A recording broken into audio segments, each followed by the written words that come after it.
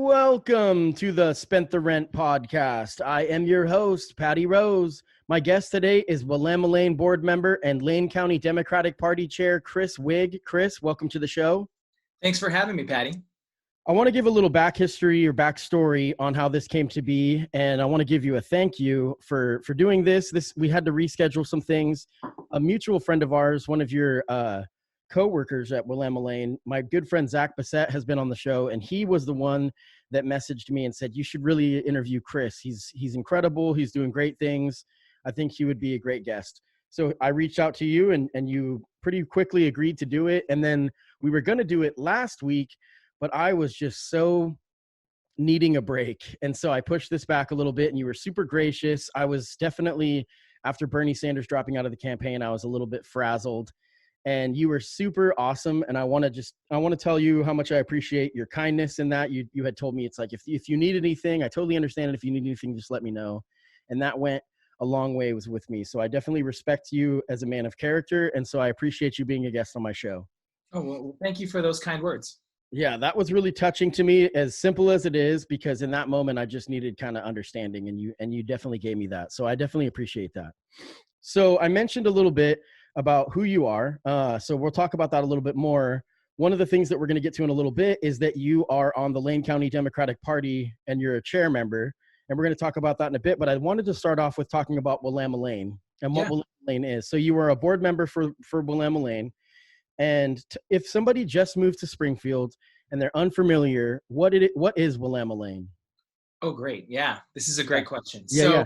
Willamalane, Oregon has a great thing called special districts. And that is if the taxpayers within a certain jurisdiction want to levy taxes against themselves, against property taxes, to provide a specific service, that there's a pathway for them to do a ballot measure, that there has to be a vote of the people to create a special district. And that Willamalane is both it's kind of like a school district, but not just for schools. And so Willamalane is the first special district in the state. In fact, the laws that create special districts were created in order to facilitate Willamalane being able to exist. And this is back in like the 40s. If anybody who lives in Springfield has ever been to Fort Park, well, Fort is named after Judge Fort, who was the guy who got all of Willamalane started. And the mission at the very beginning was to create parks and recreation opportunities so that it would keep kids from doing crime and drinking and experimenting with drugs, but so that there would be positive things for them to do. And that Willamalane has stuck true to that all the way to this day and does so much more. And so Willamalane is an independent park district. So like in Eugene, the parks are part of the city of Eugene government. The parks are run by a division of the government that the funding for the parks has to compete with the funding for all of the other priorities. And Springfield does it differently. The Springfield voters have decided that the Springfield parks are going to be separate. And so being a board member of Willamalane is essentially like being the city councilor of just the parks. And it's really, really cool because when I went out and knocked on doors to run for my first campaign for Willamalane, just talking to people about their multi-generational experiences and relationships with Willamalane. I spoke to grandparents who they went to Willamalane when they were kids, then they took their kids to Willamalane, and now their kids are taking their grandkids to Willamalane. It's amazing stuff. Yeah, I've got great great memories. I mean, some of the facilities that, again, we're going to assume that people that are watching or listening to this have no idea. So we're going to say things that a lot of people obviously know, but for some people they may not. And, Willamalane has the wave pool, and then has the pool on Mohawk or 14th or whatever it is, Centennial, in that area, where they were kind of ahead of the curve too, putting in the skate park. And that skate park Tony Hawk came out when they launched that. That was incredible. So Willamalane, one of the things that I really admire about the work that they do and what you guys do is that they listen to the people, and I talked to Zach, and Zach had mentioned some of the things about Latin outreach. And so the Hispanic community and how they're trying to really work with the Hispanic community in Springfield as that's grown. And that's incredible stuff, because they know the demographic. And this is what needed to change for Springfield. We're going to get to that in a little bit about the changes in Springfield, but you can continue on about Willamalane. How did you get involved with it? So I got involved with Willamalane a little more than 2 years ago now. My fiance and I, we bought a house in Springfield, and then when we were, deciding that we're gonna, this is real, like this is gonna be permanent, we're gonna start a family. We started to look at houses. We started to look in Eugene, and that we quickly decided that we wanted to be a part of Springfield. So we chose to come here. By the end, we were only looking at houses in Springfield, and that we, looked at a dozen houses, and that one was really great for us. And so now we live over on Pleasant Street, off of Centennial, in between Fifth and Mohawk, in that neighborhood right there. Yeah, that's where I grew up. Kind of across from Hamlin Middle School. And so when I was thinking about how do I want to get plugged in, because when I lived in Eugene, I was the chair of what's called the Civilian Review Board, which is the citizen committee that oversees and reviews investigations into allegations of police misconduct. So I was really involved there. I was really involved. I was on the Housing Policy Board, which I have been on. I was on for about 2 years, and I dropped off, and my term ended December 31st of last year. And so, I've been involved in community endeavors, and I ran for city council in Eugene in 2016, and I didn't win. But, so I've run for office before. But when I came to Springfield, looking at the planning commission and the budget committee and the different ways that people can plug in, Willamalane really stood out for me. One, because an independent park district was something new for me, and that I thought that was just a really, really cool idea. That my day job is that I work as the director of the Focus Treatment Court program. I work for an agency called Emergence, and that we deliver drug and alcohol services to individuals who are involved in the Lane County Adult Treatment Court, which most people know of as drug court, Lane County Veterans Court, and Lane County Mental Health Court. And so I see kind of on the back end, what happens to people when they don't have good options when they're kids. I also, back in the day, I used to work at the Children's Farm Home up in Corvallis, which is a psychiatric residential treatment facility for teenagers. And so the idea of how Willamalane programs like youth sports, and that core mission at the beginning of the district of, Judge Fort got this all together so that youth would have good options, that was really, really appealing to me. And that as, I am, we're going to get married next year, presumably, that if everything stays according to plan, that we're going to start a family someday, and then I'm going to be a dad. And so what kind of community structures do I want to have in place for my kids someday? Right. And so Willamalane just really jumped out, and that there was the opportunity. There was a vacancy on the board in January or February of last year, and that I was fortunate enough to be appointed to that vacancy. And so I was appointed first, and then in the May election, I ran in the May election, and Willamalane, the district, the way the election works is pretty interesting, because most elections, even if the districts are at large, you run for a specific seat. And so Willamalane doesn't do that. It's just straight up at large.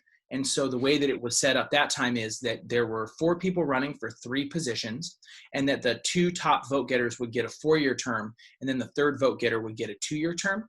And that I was able to be the top vote getter. And so I won a 4-year term on the board last May, and that started July 1st of last year. And so here we are, that we're, how many board members are there? There are 5 board members. Okay. Our president is Greg James, and our vice president is Denise Bean. Greg is a retired purchasing manager from the Springfield school districts, and Denise Bean owns Bean Counter Tax Services, which is a tax preparation service over by 18th and Olympic. It's over by there. And then there is Senator Lee Byer is on the Willamalane board, and then Renee Jones works for LTD, and cool. She is a manager at LTD, and then me. And I work in drug and alcohol counseling. There's no pay to be on the board. It's a volunteer. Yeah, I was just going to ask. It's really, it's definitely a really cool volunteer commitment. It's probably my favorite volunteer commitment that I've ever had. But that's really cool. And it's really service. It's public service. I mean, and obviously there's stepping stones, because, you go on your Facebook page and it says politician, you have aspirations, which is good, and you've done a lot of work, but that's something that people don't understand when it comes to local government, is a lot of these positions are not paid.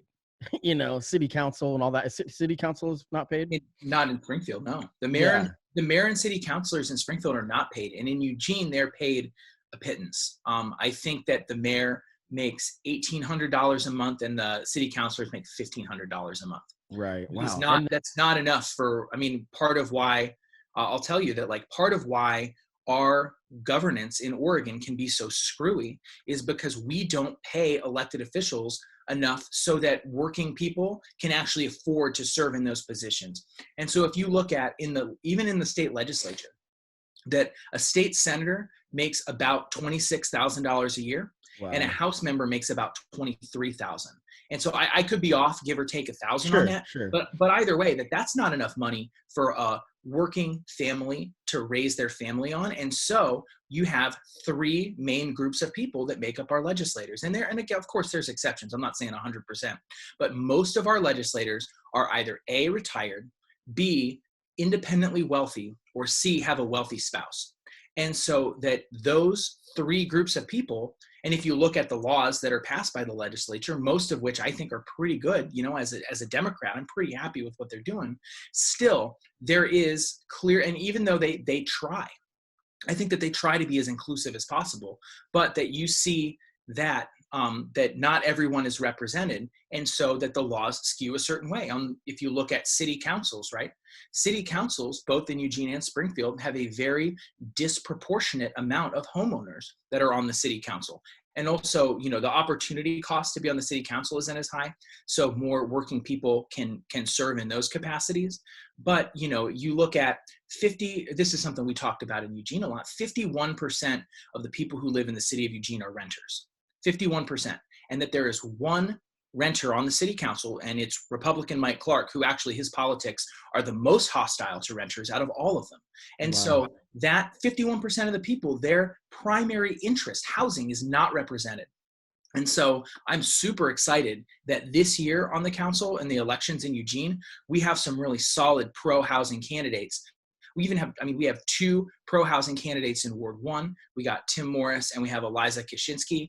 We have Matt Keating in Ward 2. We have Claire running for re-election, who is consistently one of the better counselors on those issues in Ward 7. And in Ward 8, we have Ryan Moore and Randy Groves, who both are pretty solid on the housing issues. And so that's going to be a major, elections have consequences, right? And so that, I think has the potential to make a major difference because, when you look at, we have the potential to replace some of our lowest performing counselors with fresh faces who have new ideas and that are, have the vitality to carry them through. And that's so, I'm not a part of Eugene politics really anymore, except that I'm the party chair, but it's really exciting to see that happening finally.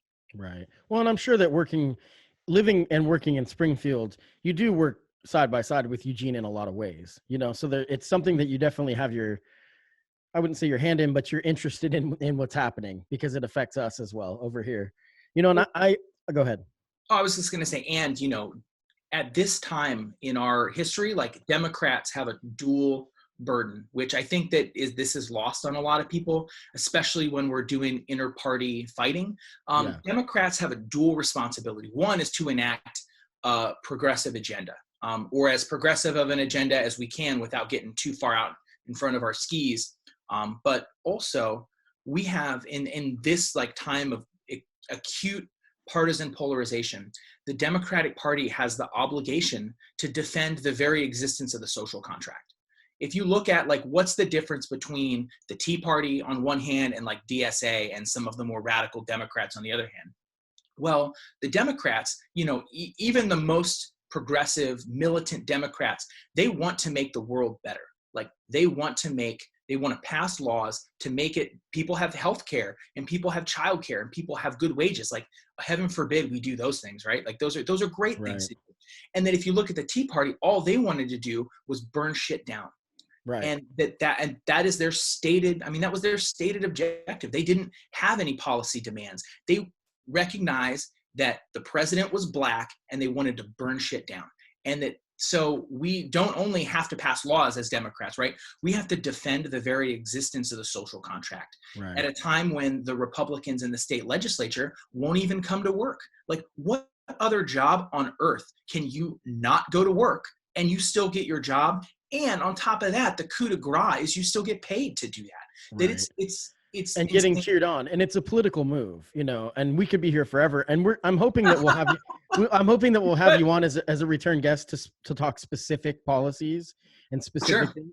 Because when just a quick side note, and then I want to get back to some election talk.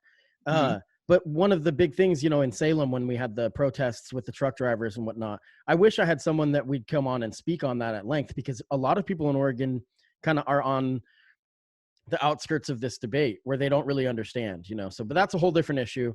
So we talked about the current, with this coronavirus shutdown and the stay-at-home order, one of the things that's being lost on it is that there is campaigns going on. Yeah. So one of the people that is running in Springfield that we wanted to talk about was Mike Eister is Mhm. running for mayor. Yeah. So I'm not very familiar with Mike Eister. So this is your opportunity to sell him to me. Oh, So I can't sell. I mean, I can't sell anything.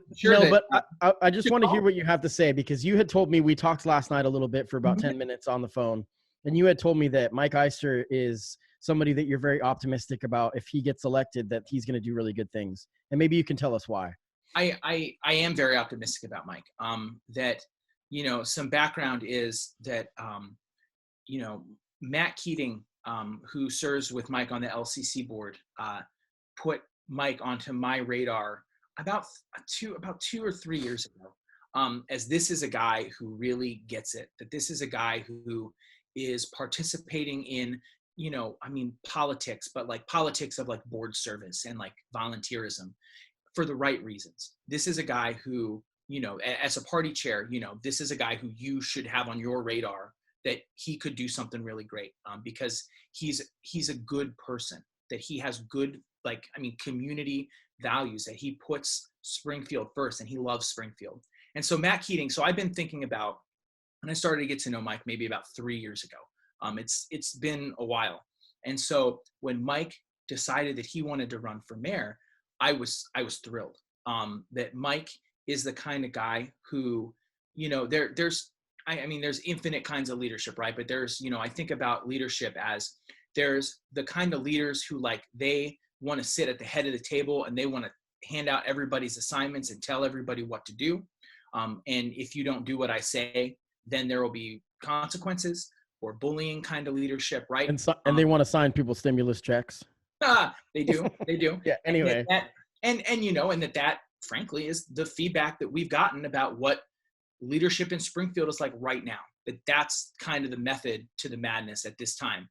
And that there's also the kind of leadership where you put smart people together in a room, and that the leader is not the teller of what to do, but the leader is the facilitator of the collaboration. How do we work together?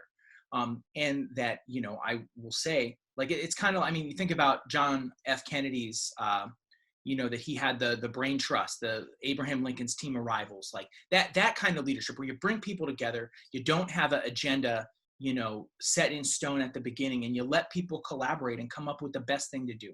And that's the kind of leadership that Mike has demonstrated, and that he's done it. He's been a part of everything. He is the chair of the Lane Community College Board right now. Lane Community College is one of the biggest economic drivers in our community, and he is sitting in a catbird seat over there. He's the vice chair of the Springfield Utility Board, the board of directors for sub. And so what they're doing there is that they are keeping our water rates low and our electricity rates low. And if you have, moving from Eugene to Springfield, having now having sub, man, that means a lot to people who live here, and that he gets it.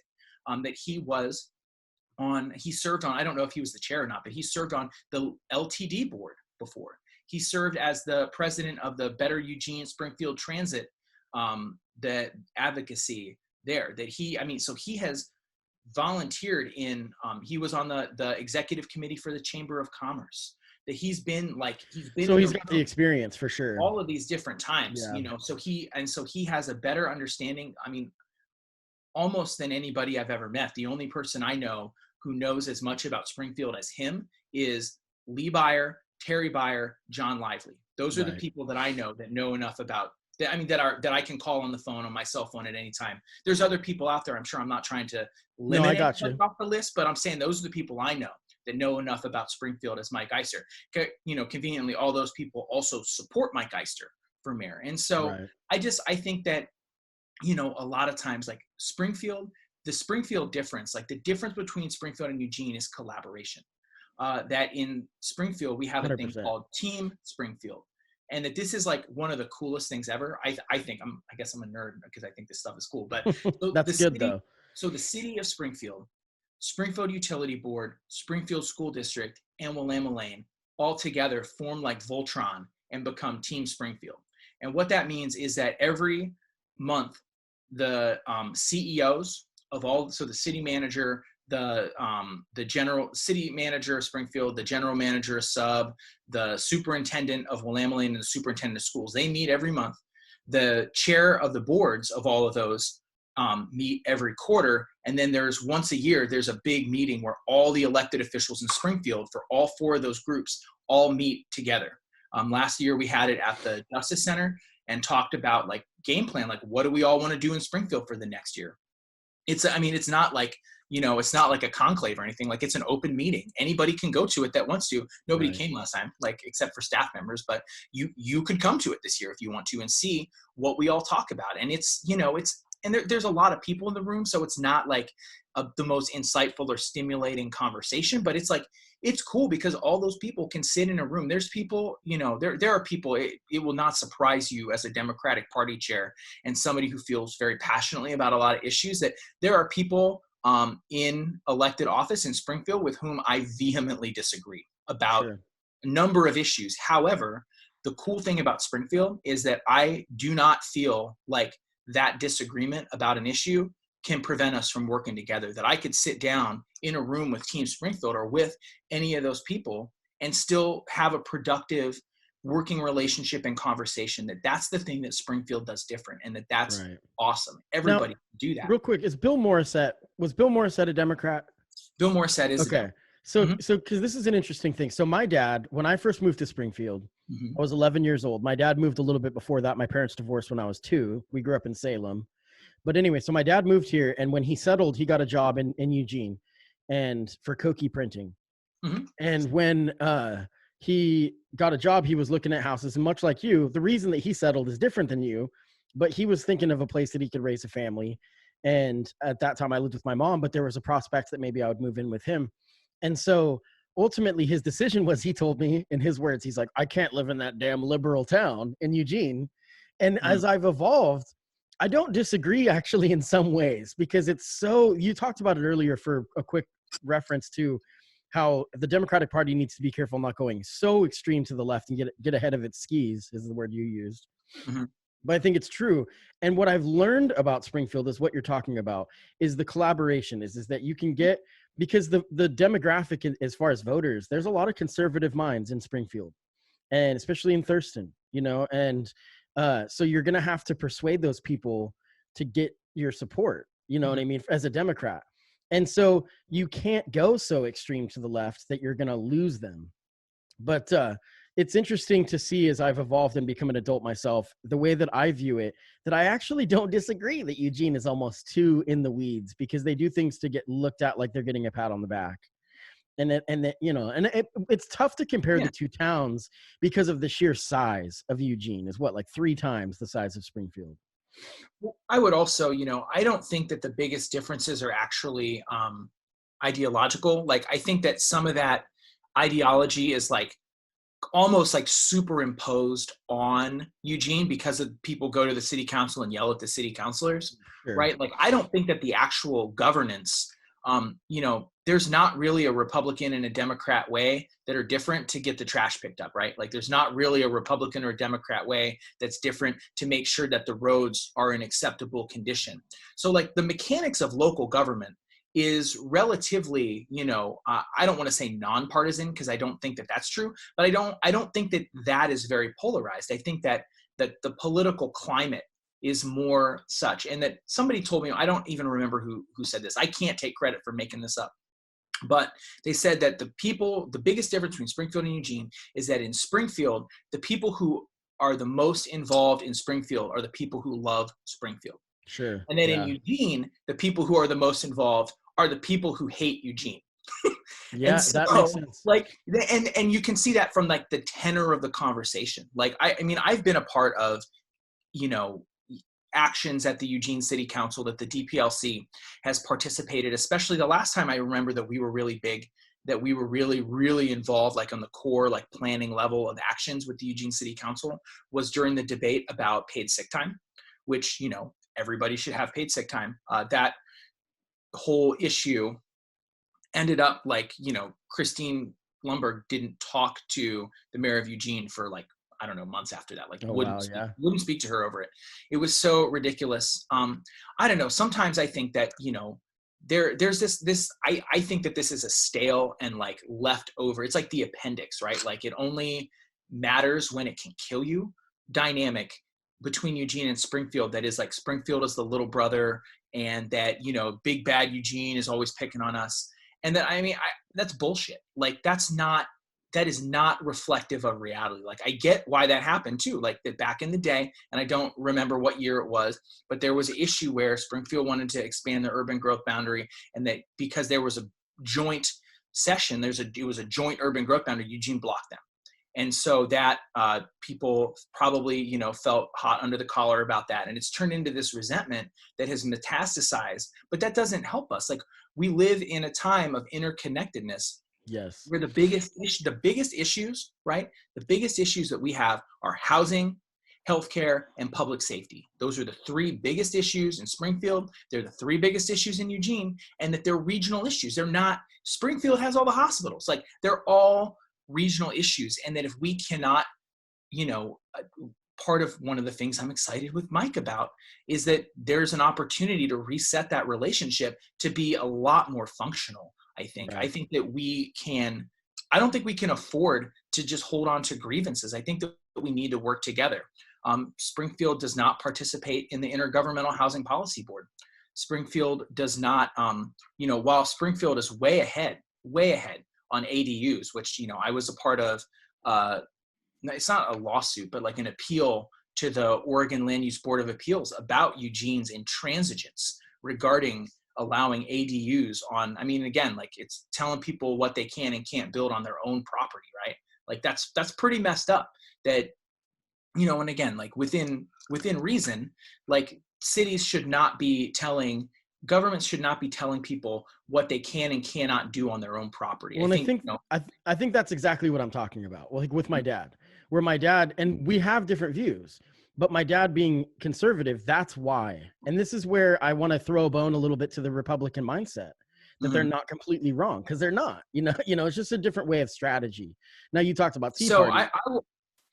I would just point out though that the people who fought against the ADUs was not just the Republicans, right? No, Like that's exactly what I was going to coalition say. of Republicans, of the people who fought to have ADUs in Eugene, was a coalition of Republicans and Democrats. So there was a couple of generally Republican leaning institutions involved in that, like the Home Builders Association was really involved in that, Right. but also a very Democratic leaning institution, the Thousand Friends of Oregon, was a co-signer on that. The AARP, which is like so nonpartisan, it's unbelievable, had signed on to that. And so it was very much like a broad coalition of stakeholders that realized that housing, you know, more people is more important than wealthy white Eugene homeowners trying to keep renters and Black people out of their neighborhoods. Right. And so like that is much, much more important. The And irony, go ahead. Oh no, go ahead, please. I was going to say the irony of all of that with my dad is that my dad then ended up buying a house in the Washburn district, and the Washburn district was like, you have to do it this way and that way. And he's like, nope. He's like, absolutely not. Yeah. But so I want to move on a little bit. Okay. You had talked about John F. Kennedy. So real briefly, I want to ask you some of your political influences on a national scale over history. So, I mean, you can see some of the ones behind you, and you had told me off air that this is actually your fiance's office, but those I'm sure are shared values. Yeah. That's why you're marrying her, or she's marrying you. Yeah. So tell me some of your political influences on a national level. So I believe that the most effective president in American history is Lyndon Baines Johnson. That he is a person who I respect greatly, because of his ability to pass the Civil Rights Act and the Voting Rights Act. I think that those actions are the things that crystallize the coalition that has created the modern Democratic Party, and that furthermore, those were the right things to do that were not popular with all of his coalition, because back then, remember that the Democrats had the big Southern contingent. Right. And so, that faced with, a big part of his own caucus wasn't going to support that he went to the Republicans and got them on board back when there was both conservatives and liberals and geographic, that the main divider wasn't ideological, it was geographic. So he got that Civil Rights Act and that Voting Rights Act passed. And that's the most significant legislation passed in the United States, probably since the abolition of slavery. Right. That's a big deal. It was exactly like 100 years after slavery too. Yeah, and there's no minimizing how big of a deal those two pieces of legislation are, and that he was willing to sacrifice the coalition of his party to make it happen because it was the right thing to do. And so he is a hero of mine. I'm not super happy about the Vietnam stuff, but that wasn't his focus, right? Like, the part of how Vietnam got to be such a bad situation is because he took his eye off the ball, because he cared about the Great Society, which was just much more important to him. It also, the backlash to the Civil Rights Act and the Voting Rights Act led to Nixon's Southern strategy, which has culminated with the geographic partisan split that we have today. Still today. Yeah. Worse today. Although, we see glimmers of hope. I think, I think that this year there's a better chance that Georgia votes for a Democrat for president than Ohio, my own home state. And so it's very interesting because it all, changes over time. Especially if Biden picks Stacey Abrams, which has been discussed. I don't think he's going to go with Abrams, but yeah, we'll see. I hope he does. I've gone on the record saying that I think that she is the best pick outright, not just for political considerations. I think that she is the best pick, period. And so I will support, just like in the primary, I'm the party chair. Like, I support whoever the voters pick. I'm not gonna weigh in on, put my thumb on the scale too much. That's not fair. But I support, I'll support whoever he picks. But if in a dream, I got a call from, Joe Biden or, his team and said, who do you want to be vice president? Out of anybody, I would say Stacey Abrams, hands down. I like how you said that, you're going to support who the voters picked, because that's the best way to approach the Biden situation. In my last episode, you can just hear my frustration. And I was a strong Bernie supporter, and it is what it is. And we're not here to talk about that today. But I like how you said that, about how we're going to support who the voters picked, because that's what we need to do in the presidential election. But, we can talk about that on a later date. Now, one more follow-up on the political influences. You had mentioned Stacey Abrams and that you like her, but who is somebody also in modern politics that you admire on a national level? Well, I'll just throw in there that my first choice, if we had a contested election all the way through, I would have cast my vote for Elizabeth Warren. Definitely. Like, no second thoughts about that. I came into politics, and my very first big full-time, I had a part-time job working for County Commissioner Pete Sorensen, campaigning for him, but my very first full-time job in politics was working on the Obama campaign. And so Barack Obama is a very inspiring person for me. He just what he was able to accomplish, and that people I feel kind of defensive when people take pot shots at him, especially from the left, because, I think that critique is divorced of history, of what he had to accomplish and what he could and couldn't do, because, he faced historic opposition that a level of opposition that had never happened before, because of the color of his skin. Not because of his policies, not because of the fact he was a Democrat, not because of anything about him except for the fact that he was black, is why the Republicans rebelled against him so hard. And that no person on the left has ever had to contend with that. None of those people worked for him. None of them know. And so I feel, you can tell from my tone of voice, I feel very defensive when people criticize Obama that he didn't do it. I will say that one person, and this is going to surprise people, But one Mhm. person that has faced the same type of opposition, now she didn't make it to the pinnacle, is Hillary Clinton. Because Hillary Clinton, Yeah. there was a 30-year assault on her character. And I am Well, not a fan of Hillary, but the thing is that there was a 30-year assault on her and Bill is a separate issue, but even when mhm. she was just the first lady, my dad would his eyes would roll back and he'd turn beet red because he hated her so much. And I'm not talking about, I don't blame him specifically, because it was the drum being beaten by Rush Limbaugh and Yeah. conservative talk radio. And that was the change in our country.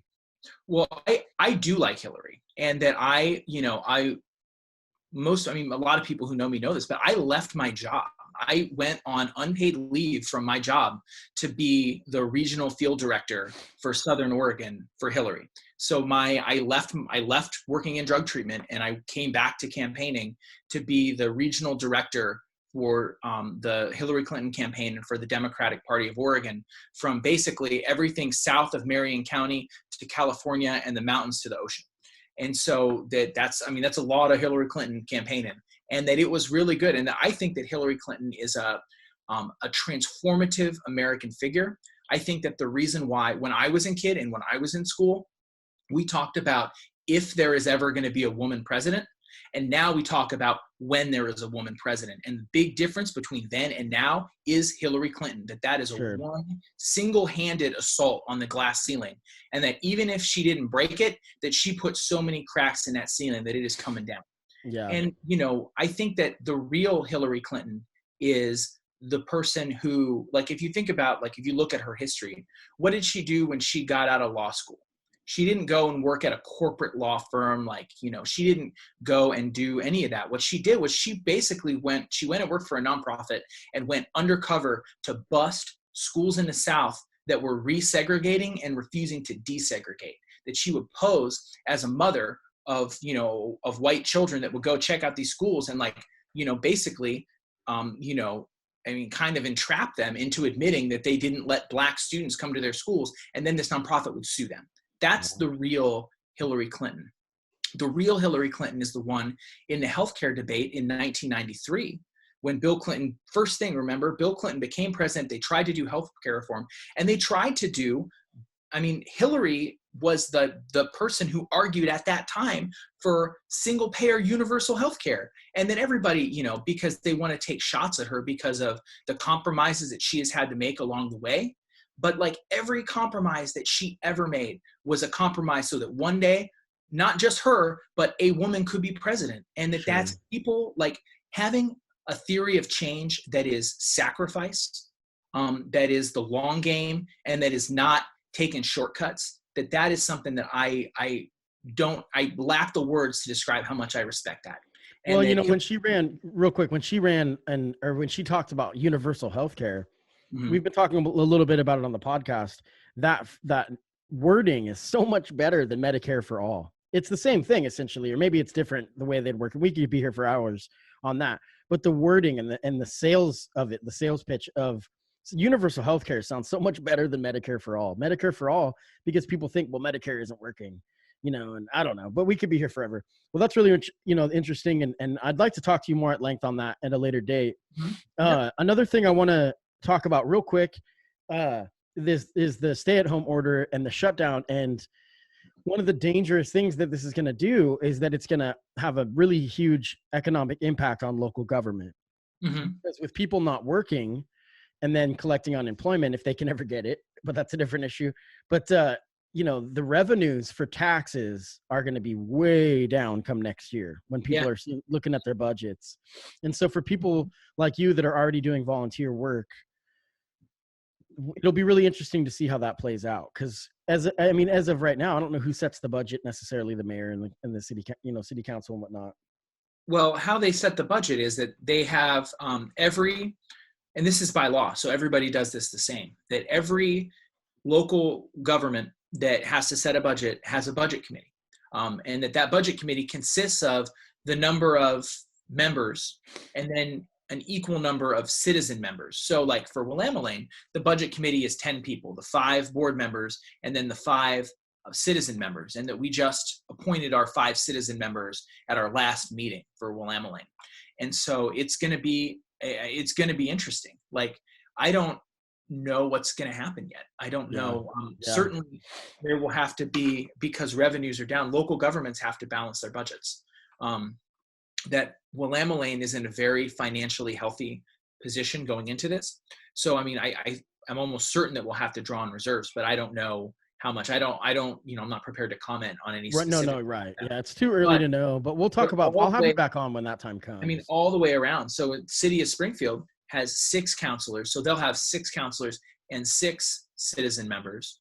Sub has 5 members, and so there will be 5 citizen members. I think that Chris McAllister is on the sub budget committee.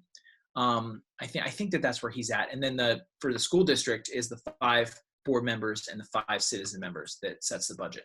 Chris and I have recently started kind of getting acquainted through James Barber. And so I'm probably going to try to get him on the podcast at some point. He's done some really, really good work for the homeless community. Yeah, dude, you should definitely talk to him. He has a lot of really great ideas. He's also my neighbor. So like he lives around the corner from me. So cool. I didn't realize he was in Springfield. That's good to know. Yeah, he is. He's a really good dude. He's running for city council too. And that he's in a 3-way race where he is not a Democrat, and the other 2 people running, Corey Rodley and Johannes Tadeo, are Democrats. And that is, as a party chair, like, my dream is when you have a race where, we have multiple Democratic candidates, but also not Democratic candidates, and that all of those candidates are great. Like, I don't know who I'm going to vote for yet. So you say he's not a Democrat. What is his party affiliation? Independent? He is a proud, not affiliated voter. Okay, he is cool.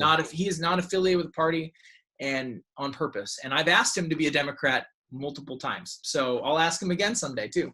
He's cool. I'm going to reach out to him and try to get him. Maybe I'll do that in the next, coming weeks. Well, I don't know how much more time we have. We try to keep this under an hour. Let me go over and make sure I covered all my major pressing questions. Oh, this is a political question that I'm sure you won't answer. What are your political aspirations?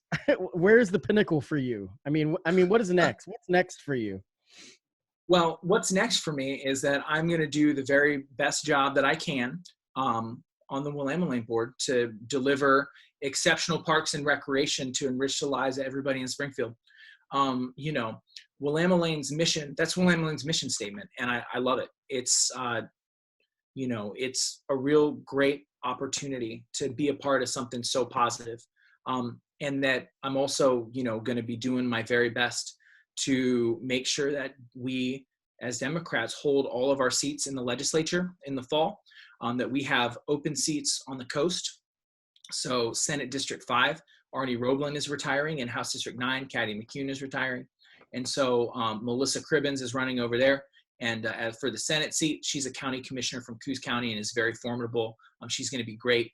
Cal Nakamoto is a small business owner from Coos Bay who's running for the House seat. I think he's going to do a really good job. We got to make sure that they win. We got to defend all of our legislative seats here in the Eugene-Springfield metro area. That our senators aren't up this time. So Senator Przanski, Senator Byron, Senator Manning, they're in the middle of the 4-year cycle, but all of our state reps are up. And so we got Representative Holvey, Representative Wilde, Representative Lively, Representative Nathanson, and Representative Fahey on the ballot. And then we have a pickup opportunity.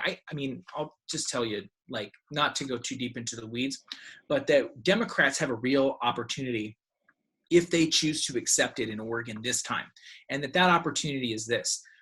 We already know that everybody that could possibly want to vote is going to vote, because either they support what Donald Trump is doing or they hate what Donald Trump is doing. Donald Trump is the greatest driver of turnout in the history of elections, maybe. And so everybody is already going to vote. And that Democrats, we have the opportunity, whether somebody's going to vote for Donald Trump or against him, that doesn't matter. People are out there, and that one of the reasons that people don't vote for Democrats is because we don't ask them to vote. We don't ask them to vote for us. And so somebody who conceivably could vote for Donald Trump could also vote for Democrats down the ballot, even though those Democrats don't agree with Donald Trump. Like there's a whole science about why do people vote the way that they do, and that science is so inconclusive that I would call it junk. That it doesn't, we don't know why people vote the way that they do, but the best way to get somebody to vote for you is to ask them.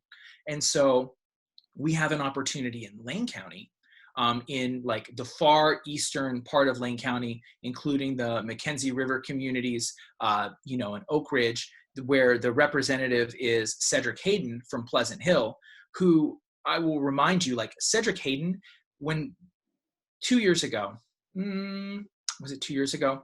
2 years ago, when we had the campaign for Measure 101 to like do a tax on hospitals to pay for OHP that the hospitals agreed to in advance, Cedric Hayden bankrolled straight up. This guy, who's a state representative, bankrolled the campaign against having OHP. And then he sent out a fundraising letter to people, including Democrats, bragging about how he spent all of his campaign money on this campaign to take away people's OHP. And will you please give me a campaign contribution? Wow. So that guy is trash. And that there is a good candidate running against him who is a Bernie Sanders Democrat and a supporter of Doyle Canning, who I know you have had on the show before. We're going to have her again on the show. Actually, that's what I was going to talk about next. A guy named Jerry Sammaego is running in that House district, and that I think that he has an opportunity to win. I don't think that he's favored to win, but I think that we have an opportunity to engage people who are going to vote, and that, like, can we get them to vote down ticket Democrat, regardless of who they vote for president? And then I think that is an opportunity that, that is a decision, allocating the resources to do that is a decision that is made above my level. But that is something that I have had conversations with the state Democratic Party about, had conversations with senior staff members for our, federal representatives that are going to be on the ballot this year, with them about that. This is an opportunity. We have an opportunity to just expand what we do. But there's not an easy way. There's not a shortcut. There's not an app. We can't buy ads to do it. We got to go out and knock on people's doors with a real human and talk to them about, this is why, even like, I don't want to talk to you about who you're voting for president. I want to tell you about this guy running for this seat and how they can make a difference. And if we can do that, which, hopefully the social distancing will be over by then, and we can, then we have a good chance to win. So we have a good chance to win. Democrats can win seats in 2020 that we will never be able to win again, that we won't be able to hold in 2022 when Trump is not on the ballot, that we have an opportunity to do something really awesome. And I hope that we decide to take it. So I'm going to talk about my guest coming up. Doyle Canning is one of them. I want to give a shout out to my title sponsor, Oregon Cash Flow Pro. OregonCashFlowPro.com, giving free money management advice, which during the shutdown has been very good. So head over to OregonCashFlowPro.com and check out what he's doing. So yeah, you talked about Doyle Canning. She's running in the 4th district for Congress. She'll be on the show on Monday.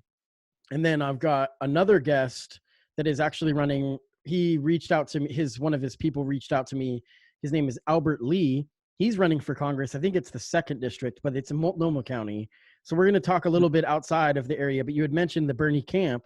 A lot of these people are called Justice Democrats. And Justice Democrats, if people are unfamiliar, should look that up. There's a kind of a wing of the party that is really, one of the things Bernie Sanders was able to do was to inspire young people to run. I'm talking under 50, but to run and to get involved.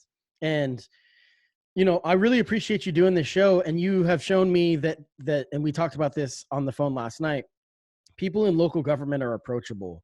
And so if there's a question, and I wanted to ask a question before we get out of here about what people should turn to for information, your answer to me last night was, for local information, was you can reach these people, whether it's on Facebook. And so in the show notes of this, I'm going to put a link to your political Facebook page. It's like Friends, it's at Friends of Chris Wigg. And you're somebody that is willing to talk to anyone that wants to reach out if they have a question about Springfield government. And I think that's really cool. And, I'm going to have you on. This relationship is going to build. Every time I have a guest for the first time, it's an introduction to my audience. So this is Chris Wigg. And I really do appreciate you talking to us and telling us a little bit about this. I want to say that your passion and your love of Springfield is something that I think is going to take you far in Springfield government. Well, so this is really cool. Yeah, man. Words. Yeah, I think that, one of the things that people, the two big things that people don't know about local government that I have learned, one is that we don't make any money, that being a local government official or being a legislator you don't get paid to do that or get paid very much. And so like, the people who are on the city council and on the school board, that they're volunteers. And that, I don't always agree with every decision that everybody makes, even the people who are Democrats. I don't always agree with that decision, but that I, respect and love volunteerism. I think that volunteerism is the thing that will save this country from the kind of the dregs of like, I don't know, this idea of like, there's an idea circulating right now in the media. A guy named Eitan Hirsch just wrote a book, and it's called Politics is for Power. And the idea behind it is that political hobbyism, as opposed to doing real like coalition building and politics, that is kind of like why we're so messed up, because people reading the news and commenting on Facebook and posting on Twitter, like that's not actually making any change. Like it's not. But if you go to your city councilor, like you contact them and you have an idea and you work with them to like pass a law, that is making change. And so people need to be doing more of that kind of stuff, participating in groups to actually change the world instead of just talking about it, because, talk is cheap. Like you got to do stuff. And so I think that that's one of the things. And then the other thing is that all of the people who are involved in your local government, like the biggest thing of being an elected official is I am starved for feedback. I need feedback to do a good job. I go out and knock on people's doors and ask them how I'm doing on weekends. Like and I am kind of weird because I like doing that. But, if you have an opinion or you just want to learn more, you can contact the city councilor, you can contact the Willamalane board, and that we will talk to you. Those people will talk to you.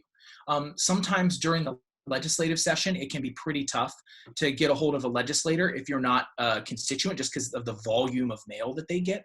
My fiance works for Senator Beyer, and so I have some insight into like how much mail they get, how much email they get. But like outside of the session, if you reach out to a legislator, even if it's not your own legislator, about an issue that they care about, they will answer your questions. They will work with you. They will talk to you. That people, care.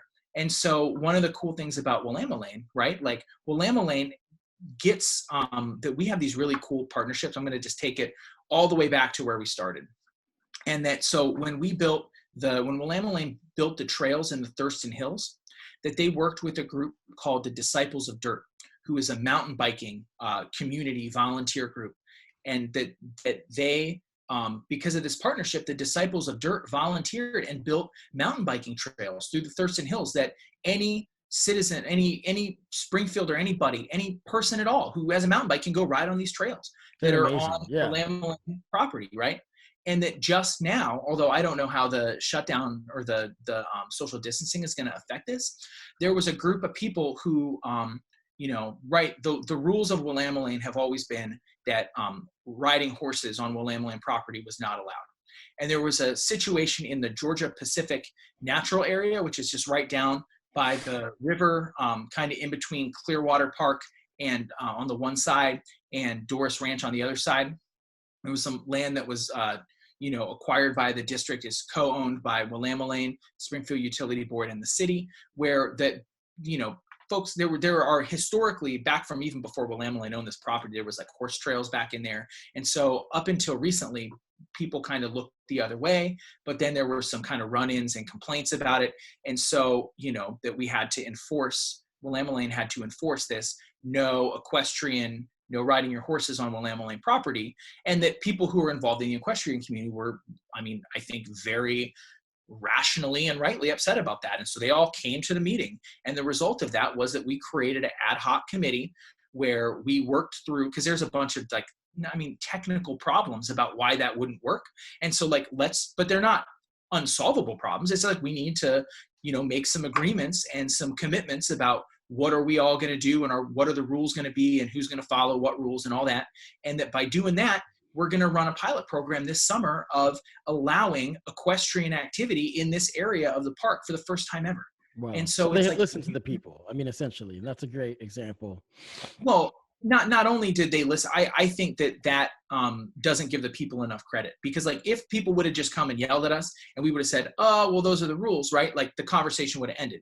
But that's not what happened. What happened was that the people came, and that we as a group were like, we should figure out a way, like there are issues here, but they're not issues that are not solvable. They're issues that if we just, work on it, then we should be able to do it. But that we can, as a board, do that on our own, that members of the equestrian community also have to step up and do it. And that they did. They participated, that they were able to work it out. And so now we can do it. And it's awesome. Like that's the kind of collaboration that I like to see in, local government. That's the kind of thing that you don't, I believe that our people, like, they think about politics as just being the president, right? And maybe if we're lucky, the Senate and Congress. And like, I'll tell you that I think that Congressman DeFazio, Senator Wyden, and Senator Merkley, all of them are doing 100% good job. Like they're excellent. Peter DeFazio is an amazing representative. Senator Wyden is an amazing senator. Jeff Merkley is amazing. They're doing great stuff.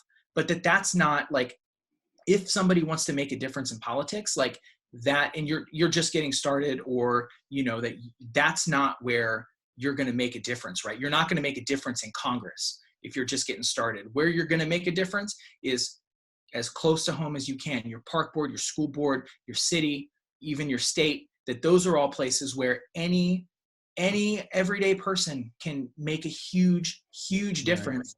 And frankly, we need you more than Congressman DeFazio needs you. Like, Congressman DeFazio is a committee chair. Like, he's got it on lock. That what we need to make our world better is people to be getting involved right here in Springfield. Well, that's a good point. So to end it, you're talking about DeFazio, and I've endorsed Doyle Canning for Congress. But let me say this, that if Doyle does not win, what she has gained in this is the political credit. Like, people know who she is now. Because I think that it takes both. DeFazio being a committee chair is very big, but after the census is done and the redistricting, we're probably going to pick up another congressional seat. And so if she runs for that, and we have a freshman in Congress, and then we have DeFazio as well in our area, that could be really big. That could be really good, having fresh ideas and having the experience and track record with DeFazio. So you can't go wrong with those two candidates. I'm going to vote for Doyle Canning, but you can't go wrong with DeFazio. I'm not going to badmouth DeFazio either, but that's a different story. So we'll talk to her more at length about that on Monday. So that'll be really cool. She's incredible. So Chris, this is really awesome. I appreciate you doing this for me. And I have a feeling that I'm going to be reaching out to you again, and we'll have you on, maybe quarterly or whatnot, talk about kind of the state of the city with Springfield. Yeah. I'm happy to come back anytime you want me. I appreciate it. And then I'm going to reach out to Chris McAllister. And this is one of the things I love about building relationships. Coalition building is what you said, and James Barber has told me about. When I started this podcast, James Barber was my 4th guest. And James has been back on a ton of times, and he's my title sponsor for the show. He's introduced me to so many people that I've then had on. And you came on, like I had said before, shout out to Zach Bassett, because Zach works with you. And Zach is somebody that really admires the work you do and looks up to you. And even though you're peers and are roughly around the same age, but that's what he told me. He's like, I look up to him a lot. So that's really cool. So this is cool that I'm getting in, a one-on-one with local people making a difference. And I think it's really important. So I'm doing my part to make it kind of not so stuffy and so boring and whatnot. And I need to attend more of those city council meetings and whatnot and kind of get out, but we'll talk about that at a later date, at ways to get more involved. So Chris Wigg, thanks a lot for doing this. Yeah, thank you for having me. You're very welcome. I'm going to end this with a song. This is actually a song by me, a throwback. I picked it based more on the title of what we're currently living in with the stay-at-home order. It's called Here I'll Stay. So this is me, Self-Esteem But Willie, with Here I'll Stay. Chris Wigg, thanks a lot. Silence inside, an empty mind, with hills to climb, barriers ahead, soon we'll find, we all will find, we're in a bind, equalized when we are dead, traveling by an open door, we're wanting more of the things that drag you down. All of this time, they kept score beneath the floor.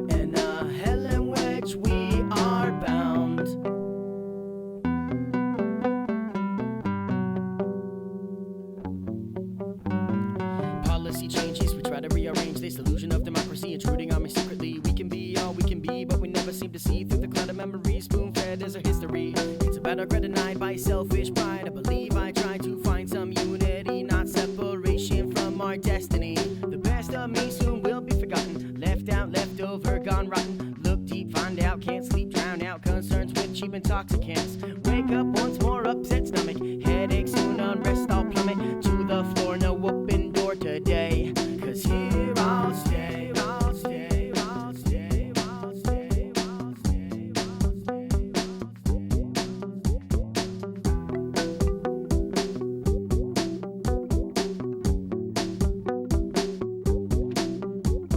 The best of me soon will be forgotten. Left out, left over, gone rotten. Look deep, find out, can't sleep, drown out concerns with cheap intoxicants.